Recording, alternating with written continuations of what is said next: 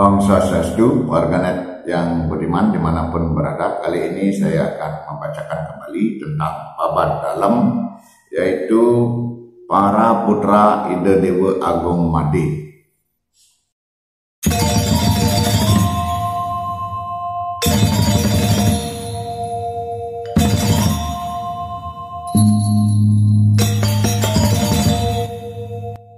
Ide Dewa Agung Made yang beristana di Puri Agung Samarajaya berwajah tampan ibarat Dewa Indra dan gagah berani bagai Dewa Wisnu, sehingga orang merasa terpesona dan ingin meniru perilaku beliau yang tiada tara. Namun kaki beliau sedikit pengkar. Beliau berputra 3 orang, putra sulung atau putra pertama bernama Ide Dewa Agung Gede, beribu seorang keturunan Pegambuhan dari Karangasem, dan beliau membangun istana di sebelah utara pasar bernama Puri Denpasar. Istri lain dari Ide Dewa Agung Made yang berasal dari Puri Karangasem adalah saudara dari Anglurah Taparare yang wafat di Bulatri, atau putri dari I Gusti Anglurah Madekarang adalah Raja Karangasem V bernama I Gusti Istri Karang atau I Gusti Ayu Dalem yang berparas cantik dan juga dijuluki Dewati di Jero Dalem. Setelah usai upacara pernikahan, beliau masih tetap tinggal di Jero Dalem yang letaknya di sebelah utara pasar Karangasem.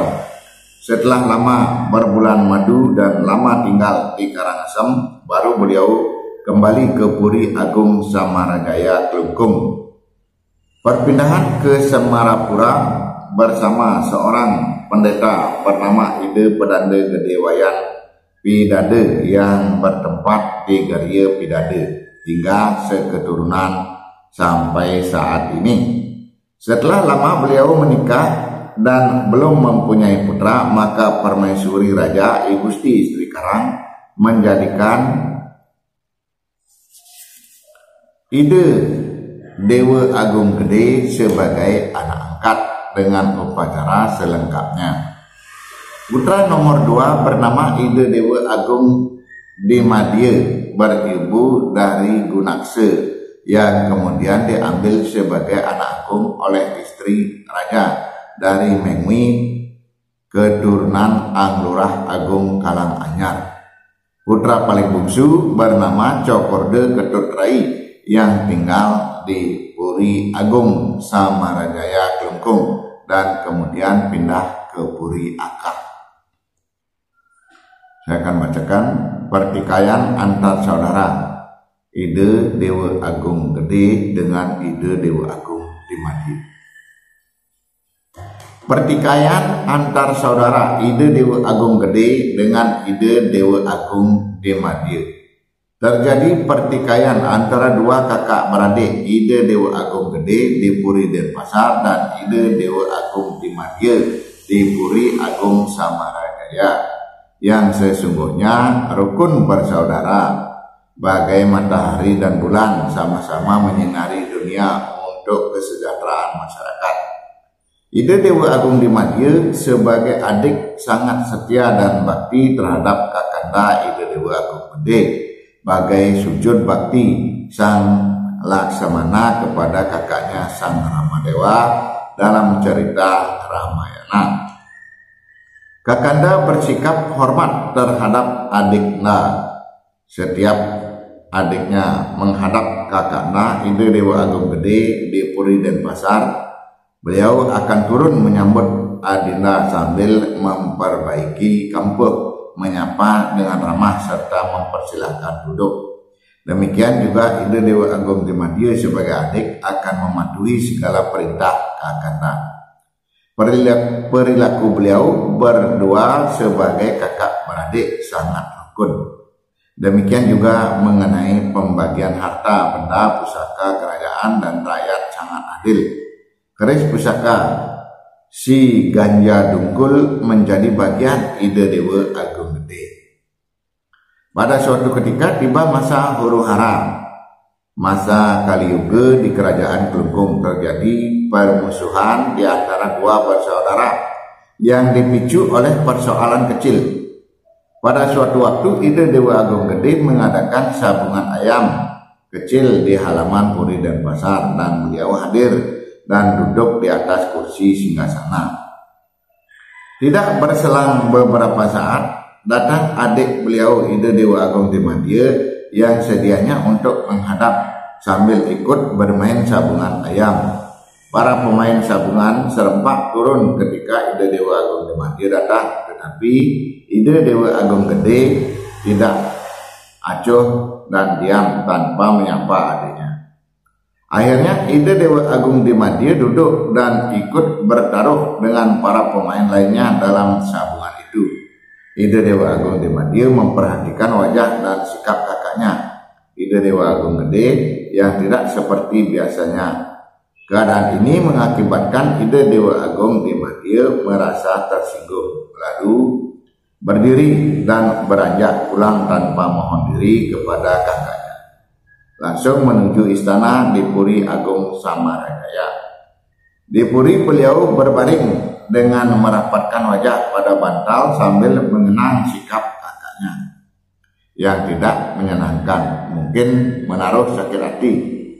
Keadaan ini menyebabkan Ide Dewa Agung Dimadya merasa kecewa berat. Waktu terus berlalu, hubungan antara dua bersaudara menjadi makin renggang dan tegang. Dikuasai oleh zaman Kaliyuga. Akhirnya pada puncak ketegangan berlanjut pada perang dengan pengerahan pasukan dengan senjata lengkap untuk mengadu kekuatan masing-masing. Tidak bisa dihindarkan, terjadilah pertikaian antar saudara dengan pengerahan pasukan antara Ide Dewa Gede Agung dari Puri Denpasar dengan Ide Dewa Agung Dimadya dari Puri Agung. Dibuat benteng pertahanan di Puri Denpasar dan dari sana menembaki Puri Agung sehingga mengakibatkan banyak korban berjatuhan. Ki Patih Jumpai sebagai tameng Puri menderita luka akibat terkena tembakan. Dikisahkan pada pertikaian ini pasukan rakyat dari kedua belah pihak setiap hari sebelum berperang mereka berangkat bersama-sama dari rumah menuju pusat kerajaan. Namun setelah tiba di pusat kerajaan di arena tempat pertempuran mereka berpisah dan membagi diri mengikuti junjungannya masing-masing dan siap untuk bertempur.